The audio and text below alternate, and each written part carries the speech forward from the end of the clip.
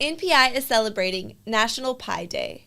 National Pi Day is celebrated each year on March 14th as it is the mathematical constant with the beginning numbers of 3.14. In that pi is the ratio of a circle's circumference, NPI is using pi by releasing 3 videos on our YouTube series, Science in the Kitchen, Cooking Up Curiosity, to engage young mathematicians and scientists. These videos will include fun activities that are sprinkled with science factoids that can be recreated at home or in the classroom. In our videos, young scientists will use Oreo pie to discuss fractions by dividing pies into equal portions.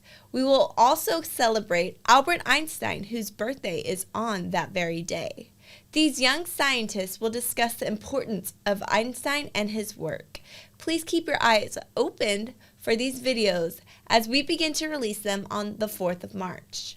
I hope these videos will inspire others to celebrate National Pi Day by finding science and math in everyday places, like your very own kitchen. Remember to tag us in your Pi Day activities on Facebook, YouTube, and Twitter.